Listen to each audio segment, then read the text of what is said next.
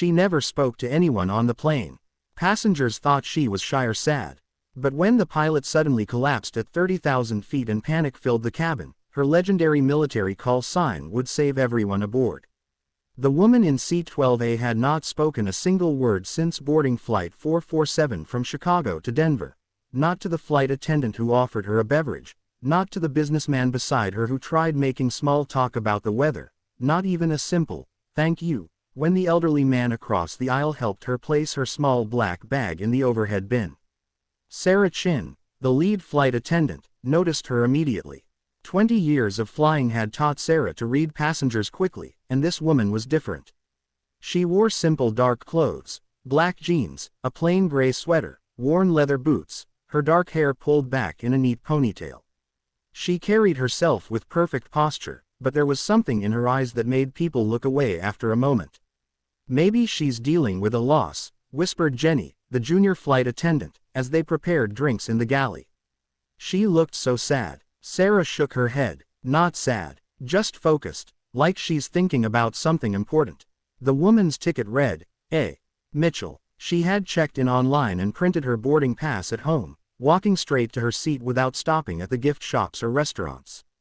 When passengers tried to strike up conversations, she would simply nod politely and return to staring out the window. The businessman in 12B, Tom Rodriguez, had given up trying to talk to her after 3 attempts. "Probably going through a divorce," he muttered to his wife. "Or maybe she just hates flying." What none of them knew was that Lieutenant Colonel Alex Mitchell had very good reasons for staying silent. For 15 years she had been one of the military's most classified assets, her mission so secret that most people in the Pentagon didn't know she existed. She had flown combat missions over 3 different war zones, saved countless lives, and earned medals that would never be displayed publicly. Even on civilian flights, Alex maintained operational security. She never revealed personal information to strangers, never discussed her work, never let her guard down. The habits that kept her alive in combat zones had become second nature in civilian life. As Flight 447 climbed to its cruising altitude of 37,000 feet, Alex finally relaxed slightly. The takeoff had been smooth, the weather clear. In 2 hours she would be in Denver for her sister's wedding, one of the few family events important enough to pull her away from her duties. She closed her eyes and tried to push away thoughts of her last mission. 3 weeks earlier she had led a rescue operation behind enemy lines that had gone wrong. 2 of her squadron members had barely made it home. The review board said she'd made the right calls, but Alex still saw their faces when she tried to sleep. The plane hit a small patch of turbulence and her eyes snapped open, her body automatically tensing for action, but it was just normal air travel. She forced herself to relax again. Around her, passengers settled into the routine flight. Business travelers opened laptops, families shared snacks, an elderly couple in row 10 held hands while looking through a photo album. Normal people living normal lives, completely unaware that one of the military's most dangerous assets was sitting quietly among them. Captain James Morrison had been flying commercial aircraft for 32 years, working his way up from small regional planes to commanding the big jets. Flight 447 was routine. Clear skies, good weather at both airports, and aircraft running perfectly.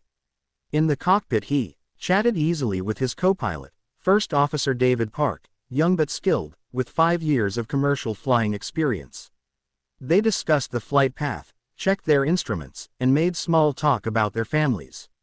"My daughter's soccer team made it to the state finals," Morrison said as they leveled off at cruising altitude.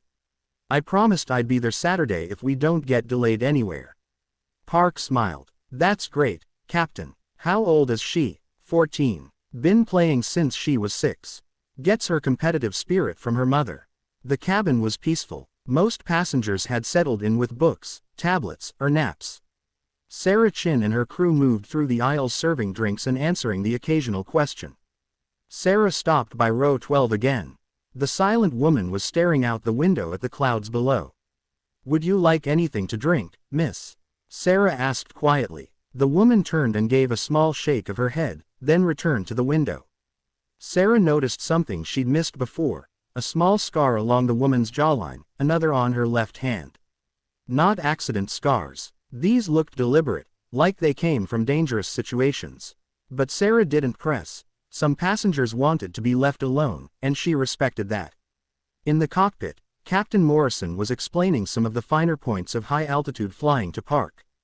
The thing about flying at this altitude is that everything happens faster if something goes wrong. Less air, less time to react. That's why we train so much for emergencies. Park nodded. He'd heard similar lectures from other senior pilots. What's the worst emergency you've had to handle? Morrison thought for a moment. Engine failure over the Rockies, about 10 years ago. Had to make an emergency landing in Grand Junction with a full passenger load. Everyone was fine, but it got exciting for a few minutes. Neither pilot noticed the subtle change in Captain Morrison's breathing, the slight tightness in his chest that had started an hour ago and was getting worse. He attributed it to the coffee he'd had before takeoff. Sometimes it made him feel anxious. In the cabin, Alex Mitchell continued her silent watch. She'd noticed the change in engine sound that indicated they were at cruising altitude, observed the flight attendants' routines, and mentally mapped the exits and safety equipment, old habits from a lifetime of being ready for anything. A small child in row 8 started crying, and Alex found herself automatically calculating the best way to calm a distressed civilian, another habit from her military service. But she stayed in her seat, maintaining her cover. The businessman next to her worked on a spreadsheet, occasionally glancing her way as if hoping she might finally say something. She could feel his curiosity but ignored it. In her line of work, curiosity from strangers was often dangerous. What Alex didn't know was that in exactly 17 minutes, her carefully maintained silence would be broken forever. Captain Morrison set down his coffee cup and rubbed his chest. The tightness was getting worse, and now there was a sharp pain shooting down his left arm. He tried to convince himself it was just stress, but his flight training kicked in. When something felt wrong, you took it seriously. "Dave," he said to his co-pilot, "I'm feeling a bit." The words died in his throat as a crushing pain exploded across his chest. Morrison gasped and clutched at his shirt, his face going pale. The pain was so intense he couldn't breathe. Captain Park spun in his seat as Morrison slumped forward, his body going limp. Captain Morrison. Park's training took over. He immediately took control of the aircraft, then reached for Morrison's pulse, weak and irregular. This was a medical emergency at 37,000 feet with 180 passengers on board. He grabbed the intercom microphone with shaking hands. "Flight attendants to the cockpit immediately. We have a medical emergency." In the cabin, passengers looked up in alarm as Sarah Chin rushed toward the cockpit. The tension in the co-pilot's voice made it clear this wasn't a minor issue. Sarah entered the cockpit and gasped at the sight of Captain Morrison unconscious in his seat. "What happened?" "Heart attack, I think," Park said, struggling to keep his voice steady. "I need you to call for a doctor among the passengers and get the medical kit. I have to fly the plane." Sarah nodded and hurried back to the cabin, grabbing the intercom microphone. "Ladies and gentlemen, if there are any doctors or medical personnel on board, please identify yourselves to the flight crew immediately." A murmur of concern rippled through the cabin. Passengers began looking around, whispering to each other. 2 people raised their hands, a nurse from Denver and a retired paramedic, but Park knew that even with medical help, their situation was desperate. Captain Morrison was the senior pilot with decades of experience. Park had never handled an emergency landing of this magnitude by himself. His hands were shaking as he radioed air traffic control. "Denver Center, this is United 447. We have a medical emergency. The captain is unconscious. Requesting immediate vectors to the nearest airport and emergency medical assistance on the ground." The air traffic controller's voice came back calm and professional. "United 447, we copy your medical emergency. The nearest suitable airport is Colorado Springs, about 80 miles southwest of your position. Are you able to continue the approach?" Park stared at his instruments. Landing a commercial airliner was complicated under normal circumstances. With an unconscious captain and 180 lives depending on him, it felt impossible. "Denver Center, I'm going to need assistance. The captain is incapacitated and I'm not sure I can handle the landing procedures alone." In the cabin, passengers began to panic as they overheard the radio transmissions. Mothers pulled their children closer. Business travelers put away their laptops and gripped their armrests. Alex Mitchell heard every word. In her seat by the window she remained perfectly still, but her mind was now fully engaged. She'd been in situations like this before, not exactly like this, but close enough. Her training told her to assess the situation, identify the resources available, and determine the best course of action. The co-pilot was young and scared. The captain was down. The nearest airport was still 80 miles away, and 180 people were counting on a pilot who clearly didn't believe he could handle the situation alone. Alex made her decision. She unbuckled her seatbelt and stood up, moving for the first time since boarding with purpose instead of the careful, controlled movements she'd maintained as a civilian passenger. Tom Rodriguez, the businessman beside her, looked up in surprise. "Miss, I think we're supposed to stay seated." "Excuse me," Alex said quietly. These were her first words of the flight, and her voice carried an authority that made Tom immediately step aside. Alex walked toward the front of the aircraft, ignoring the concerned looks from other passengers. Sarah Chin was coming out of the cockpit with the medical kit when Alex approached her. "I need to speak with your co-pilot," Alex said calmly. Sarah looked confused. "Miss, we have medical personnel looking at the captain. Please return to your seat." "I'm not medical personnel," Alex replied. "I'm a pilot." Sarah's eyes widened. In all the chaos, she hadn't thought to ask if any qualified. Pilots were on board. "Are you current? Can you help?" Instead of answering, Alex stepped into the cockpit. First Officer Park was struggling with approach calculations while trying to monitor the captain's condition, sweat beading on his forehead despite the cool air. "Officer Park," Alex said quietly. "I'm qualified to assist." Park turned, hope and desperation in his eyes. "Are you a commercial pilot? Do you know this aircraft?" "I know aircraft," Alex said simply. "What's your situation?" Park quickly explained their position, the captain's condition, and his concerns about handling the emergency landing. As he spoke, Alex's eyes scanned the instrument panel, automatically processing altitude, airspeed, fuel levels, and engine performance. "You're doing fine," she said calmly. "But you're going to need help with the approach procedures. Have you declared a full emergency with ATC?" "Medical emergency, but not a full emergency," Park admitted. Alex reached for the radio microphone. "Denver Center, this is United 447. We're declaring a full emergency. Captain incapacitated. First officer at controls requesting priority handling and emergency equipment standing by."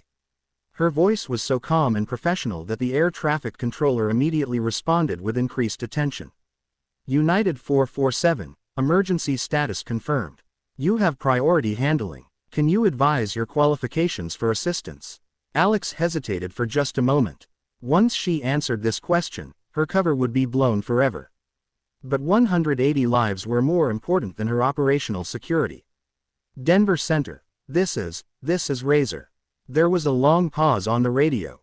Then the controller's voice came back noticeably different. "Did you say Razor? Confirm your call sign." "Affirmative. Call sign Razor." In the air traffic control center, the controller turned to his supervisor with wide eyes.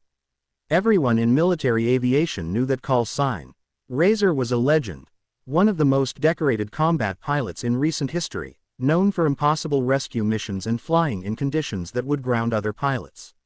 The supervisor took over the radio. "Razor, this is Denver Center Supervisor. We have your reputation on file. How can we assist?" First Officer Park stared at Alex in amazement.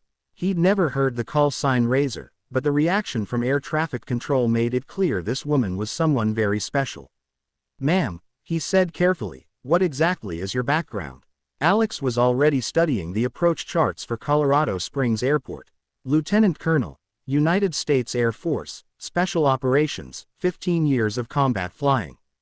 Park's mouth fell open. Combat flying? What kind of aircraft? F-16s, F-22s, rescue helicopters, transport planes, and a few things that are still classified, Alex said matter-of-factly. "This is just a big, slow transport plane with more passengers than I usually carry." The radio crackled again. "Razor, Denver Center. We've contacted Cheyenne Mountain and Peterson Air Force Base.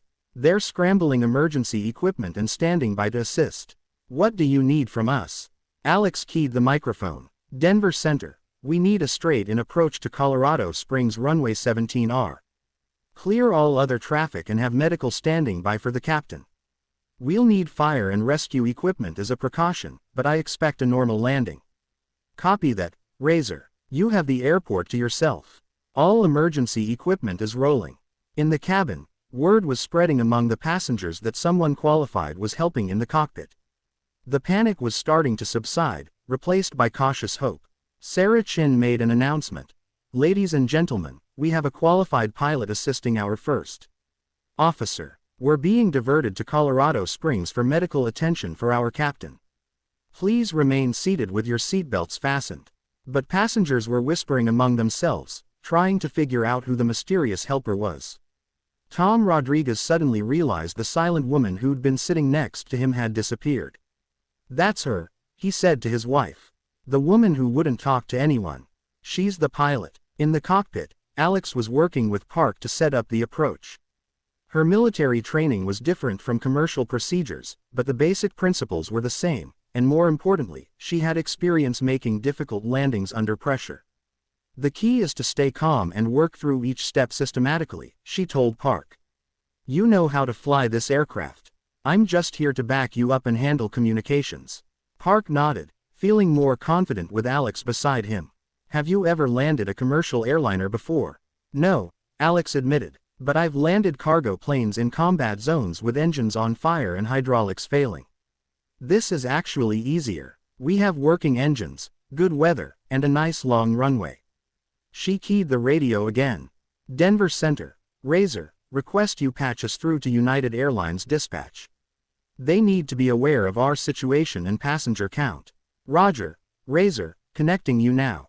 The United Airlines dispatcher came on the frequency, and Alex quickly briefed him on their situation. The dispatcher confirmed her actions were authorized under emergency protocols and that the company would support whatever decisions she made. As they began their descent toward Colorado Springs, Alex found herself thinking about all the flights she'd made in combat zones, night missions over hostile territory, rescue operations in terrible weather, transport runs under enemy fire. Those flights had prepared her for moments like this. But there was something different about this mission. In combat she was responsible for her crew and maybe a few special operations soldiers. Today she was helping to save 180 innocent civilians, families, children, elderly passengers who had trusted their lives to commercial aviation. The weight of that responsibility was both heavier and more meaningful than anything she'd carried in military service. As Flight 447 began its descent, Alex took charge of the radio communications while Park focused on flying the aircraft. Her calm, professional voice made everything sound routine, even though they were dealing with an unprecedented emergency. Colorado Springs Tower, United 447 with Razor assisting. We have the airport in sight. Requesting straight in approach runway 17R. United 447, Colorado Springs Tower. You're cleared for straight in approach runway 17R. Wind calm, visibility unlimited. All emergency equipment is standing by. In the cabin, passengers pressed their faces to the windows as the Rocky Mountains came into view. Some prayed, others held hands with strangers. Everyone understood the next 20 minutes would determine whether they lived or died. Sarah Chin and her crew had done everything possible to prepare for an emergency landing, briefing passengers on brace positions, identifying able-bodied helpers near the exits, moving everyone away from the wing sections in case of fire. But Sarah kept thinking about the silent woman who had revealed herself as their salvation. How had she known this passenger was a pilot? What kind of pilot earned that much respect from air traffic controllers? In the cockpit, Alex was teaching Park advanced approach techniques she'd learned in military service. The key is energy management, she explained as they descended through 10,000 feet. We want to be just a little high and a little fast, then bleed off the excess energy gradually. That gives us options if something goes wrong. Park nodded, concentrating intensely. With Alex beside him, the approach felt manageable instead of terrifying. Her confidence was infectious. Razor, came a new voice on the radio. This is Colonel Mitchell, Peterson Air Force Base Operations. Are you related to Major Patricia Mitchell, class of '95? Alex smiled slightly. That's my sister, Colonel. She's getting married this weekend. Small world. She's going to have quite a story to tell at her wedding. Everyone here is following your flight. You're doing great. The radio chatter was being monitored by news agencies, and word was beginning to spread about the mysterious military pilot who had emerged from anonymity to save a commercial flight. But Alex was focused entirely on the task at hand. At 5,000 feet they could see Colorado Springs Airport clearly, fire trucks and ambulances lined up along the runway, red lights flashing. It looked serious and intimidating, but Alex had seen much worse. United 447, you're 5 miles from the runway, looking perfect. Maintain your approach speed. Alex keyed the microphone. Tower, Razor, we'll need medical personnel to meet us at the gate for the captain, but otherwise this should be a normal landing. She turned to Park. You're doing great, just like a training flight. Keep your speed steady, watch your glide path, and let the aircraft do what it's designed to do. Park's hands were steady on the controls now. The approach was going exactly as planned. I can't believe how calm you are, he said. Aren't you nervous? Terrified, Alex replied honestly. But being scared doesn't change what needs to be done. The aircraft doesn't care if we're nervous. It just needs to be flown correctly. At 1,000 feet, everything was perfect. Speed, altitude, glide path, all exactly where they needed to be. The runway was growing larger in the windscreen. 500 feet, Alex called out, monitoring their descent. Looking good. The passengers felt the aircraft getting lower. Some closed their eyes, others watched out the windows as the ground rushed up to meet them. 100 feet, Alex announced. Flare now. Park pulled back gently on the controls, and Flight 447 touched down smoothly on runway 17R. The passengers burst into applause as the aircraft rolled to a stop, surrounded by emergency vehicles with lights flashing.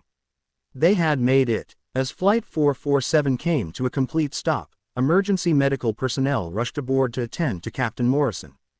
He was unconscious but stable, and paramedics quickly prepared him for transport to the nearest hospital. In the cockpit, First Officer Park was shaking with relief and adrenaline. I can't believe we did it, he said to Alex. I couldn't have managed that alone. Alex was already shutting down systems and completing post-flight procedures. Even in an emergency, proper protocols mattered. You did fine, she told Park. You kept your head and flew the aircraft. That's what counted. Airport officials and airline representatives boarded the aircraft along with reporters who had heard about the dramatic emergency landing. Alex wanted to avoid the attention. She'd spent her entire career staying out of the spotlight. Sarah Chin approached the cockpit. Ma'am, everyone wants to thank you. The passengers, the airline, the airport officials. You saved all our lives. Alex shook her head. Officer Park saved your lives. I just helped with the radio calls.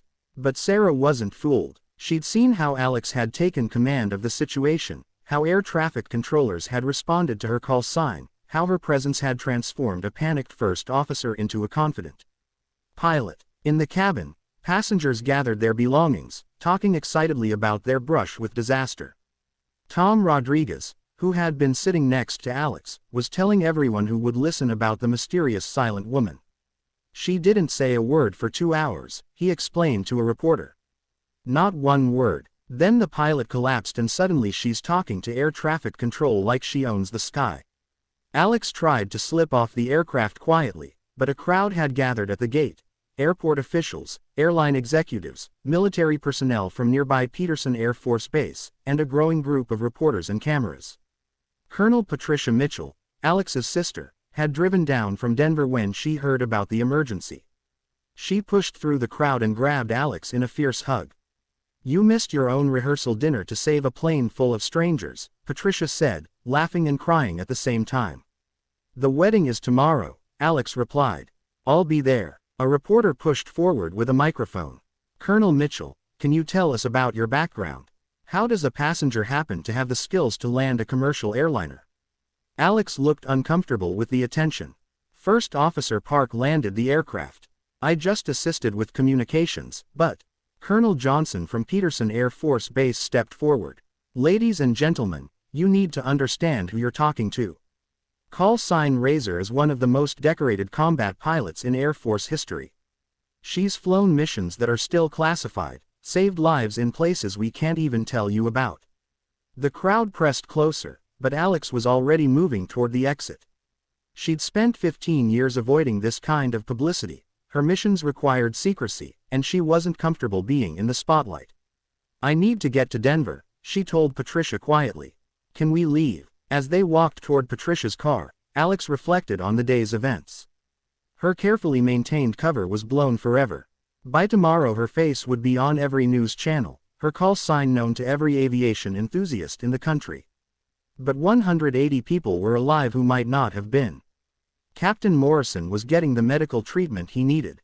First Officer Park had proven he could handle a crisis when it mattered most.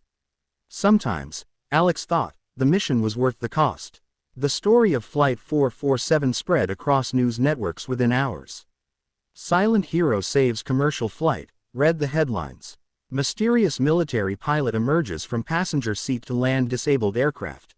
But the media couldn't get the full story, because most of Alex Mitchell's service record was classified.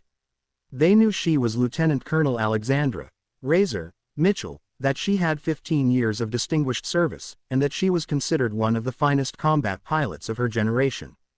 Beyond that, military officials weren't talking. What they didn't report was her role in Operation Desert Storm, where she'd flown close air support missions that saved hundreds of ground troops. They couldn't mention her classified missions over hostile territory, or the rescue operation where she'd landed a damaged helicopter in a combat zone to evacuate wounded soldiers. The call sign Razor had been earned during her first combat deployment, when she demonstrated an ability to make split-second decisions with surgical precision. Her commanding officer said she could thread the eye of a needle at 500 miles an hour. At Patricia's house in Denver, Alex was trying to avoid the media circus. Reporters had gathered outside, hoping for an exclusive interview with the hero pilot, but Alex had more important things on her mind. "How's Captain Morrison?" she asked Patricia as they watched the news coverage. "Stable condition at Colorado Springs Hospital. Triple bypass surgery scheduled for tomorrow. He's expected to make a full recovery." Alex nodded. That was what mattered most. Morrison had a family, probably grandchildren. His life was worth more than her anonymity. Her phone had been ringing constantly. Requests for interviews, speaking engagements, book deals, movie rights. Alex ignored them all. She'd never sought fame or fortune from her military service, and she wasn't going to start now. The wedding rehearsal had been postponed, but Patricia didn't mind. "Having my sister save a plane load of people is a pretty good excuse for being late," she joked. But Alex was struggling with the attention. For 15 years her survival had depended on remaining invisible, on never drawing attention to herself or her capabilities. Now her face was on television screens across the country. "It's going to be different now," Patricia said gently. "People are going to recognize you. Want to shake your hand, buy you drinks, hear your stories." Alex looked out the window at the reporters. "I never wanted to be famous. I just wanted to serve my country and do my job." "Maybe this is part of your service, too," Patricia suggested. "Showing people what military men and women are capable of, inspiring kids to pursue aviation careers, proving that heroes really do exist." The next morning, Alex's commanding officer called. General Martinez had been following the news coverage and wanted to discuss Alex's future assignments.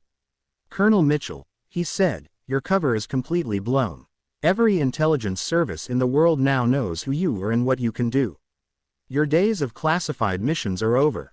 Alex had expected this. "Yes, sir. What are my options? Test pilot school, training command, Pentagon staff assignment, or," the general paused, "early retirement with full benefits." "You've earned it." Alex thought about her sister's wedding, about the passengers on Flight 447 who were now safely home with their families, about the young co-pilot who had discovered he was braver than he knew. Maybe it was time for a different kind of service. Patricia Mitchell's wedding was beautiful. Despite all the drama of the previous day, everything went perfectly. Alex stood beside her sister as maid of honor, wearing a simple blue dress instead of her military uniform. She'd had enough attention for one weekend, but the guests couldn't stop talking about the rescue. Half of them had seen the news coverage, and everyone wanted to hear the story from Alex herself. She kept her answers brief and modest, always directing credit to First Officer Park and the flight crew. During the reception, Alex stepped outside for some fresh air and found herself looking up at the sky. A commercial airliner was passing overhead, probably heading for Denver International Airport. She wondered if the passengers knew how much trust they were placing in their pilots, how many things had to go right to get them safely to their destination. Tom Rodriguez, the businessman who had been sitting next to her on Flight 447, approached her at the reception. He'd been invited by Patricia after learning about his connection to the story. "I still can't believe it," he said, shaking his head. "You sat next to me for 2 hours, and I thought you were just shy. My wife thought you might be grieving or something." Alex smiled. "I was just trying to get to a wedding without attracting attention." "Shows how well that worked out. Can I ask you something?" Tom said. "Why didn't you say anything earlier? Even just normal conversation." Alex thought about how to explain operational security to a civilian. "In my line of work, you learn to keep personal information private. You never know who might be listening, or why they might want to know about you. It becomes a habit." Tom nodded thoughtfully. "Well, I'm glad you broke that habit when it mattered." As the evening wound down, Alex found herself thinking about her future. General Martinez had given her a week to decide on her next assignment. Test pilot school was tempting. She'd always loved pushing aircraft to their limits. Training Command would let her share her knowledge with the next generation of military pilots. But there was another option she was considering. Several airlines had already contacted her about joining their training programs. Commercial aviation was facing a pilot shortage, and experienced military pilots were in high demand. The idea of flying commercial aircraft full-time was growing on her. No more classified missions. No more operational security. No more hiding who she was or what she could do. Just the pure satisfaction of safely transporting people to their destinations. Patricia found her on the hotel balcony, looking up at the stars. "Penny, for your thoughts." "Just thinking about what comes next," Alex replied. 15 years in the military, and now suddenly everyone knows who I am. Is that necessarily a bad thing?" Patricia asked. "Maybe it's time to let people see the real Alex Mitchell instead of the classified version." Alex considered this. Her entire adult life had been about serving from the shadows, protecting people who would never know her name. But yesterday had shown her something different, the satisfaction of helping people who knew exactly what she was doing for them. The passengers on Flight 447 would remember her for the rest of their lives, not as a classified asset or a secret weapon, but as the quiet woman who spoke up when they needed her most. Maybe that was worth giving up the secrecy. 6 months later, Captain Alexandra Mitchell was finishing her training at United Airlines Flight Training Center. The transition from military to commercial aviation had been smoother than expected. The aircraft were different, the procedures more standardized, and the missions refreshingly straightforward: get passengers safely from point A to point B. She had chosen United Airlines partly because of their response to Flight 447. The company had supported First Officer Park throughout the investigation and had implemented new training protocols based on the lessons learned from the emergency. David Park had become one of Alex's closest friends in the civilian aviation world. The experience of Flight 447 had transformed him from a competent but nervous first officer into a confident pilot who could handle any situation. He was now a captain himself, flying the same routes he'd once approached with anxiety. "You saved more than just the passengers that day," he told Alex during a training break. "You saved my career, too. Before Flight 447, I wasn't sure I had what it takes to be a commercial pilot. Now I know I can handle anything." Captain Morrison had made a full recovery from his heart attack and had returned to flying after completing cardiac rehabilitation. He'd insisted on flying with Alex on her first commercial flight as captain, a symbolic gesture that meant everything to her. "It's an honor to fly with a legend," he'd said as they prepared for departure. "But more than that, it's an honor to fly with someone who puts the mission and the passengers first, always." Alex's first flight as captain was from Denver to Chicago, the reverse of the route she'd been traveling as a passenger 6 months earlier. But this time, instead of maintaining silence in the cabin, she was in command of the cockpit. As they climbed through the clouds over the Rocky Mountains, Alex reflected on the journey that had brought her here: 15 years of classified missions, countless hours of combat flying, operations she could never discuss publicly. All of it had prepared her for moments like Flight 447. But it had also prepared her for this: the quiet satisfaction of routine flights where nothing dramatic happened, where families reached their destinations safely, where the biggest challenge was weather delays or air traffic control routing would slow them down. The radio crackled with a familiar voice. United 482, Denver Center. How are things up there today, Razor? Alex smiled and keyed the microphone. Denver Center, United 482. Just another day at the office. But it wasn't just another day. Every flight was an opportunity to use her skills in service of others, to take responsibility for the lives entrusted to her care, to be the kind of pilot that passengers could trust completely. She had traded the adrenaline of combat missions for the deeper satisfaction of protecting innocent people. Instead of engaging enemy aircraft, she was fighting weather, mechanical problems, and the routine challenges that commercial pilots faced every day. The skills were the same: the precision, the decision-making under pressure, the ability to remain calm when others panicked. Everything that had made her Razor was now being used to serve a different but equally important mission. As United 482 reached cruising altitude and the autopilot engaged, Alex looked out at the vast blue sky ahead. Somewhere below, another commercial flight might be dealing with an emergency. Another young pilot might be discovering they were braver than they knew. Another passenger might be quietly sitting in the cabin, carrying skills and experiences that could save everyone on board. The sky was full of stories waiting to be written, heroes waiting to be revealed, and ordinary people capable of extraordinary things when the moment demanded it. Alex Mitchell had learned that the most important missions weren't always the classified ones. Sometimes the most heroic thing you could do was simply be ready when others needed you most, whether that meant breaking your silence at 30,000 feet, or choosing to serve in a new way when your old mission was complete. Her call sign would always be Razor. But now it represented something different. The precision to navigate safely through routine flights, the sharpness to cut through problems before they became emergencies, and the edge that came from knowing that every passenger deserved a pilot who would never give up on getting them home safely. As Flight 482 continued its journey through the peaceful afternoon sky, Captain Alexandra Razor Mitchell settled in for what she hoped would be the most boring, routine, completely uneventful flight of her career. And that would be perfect.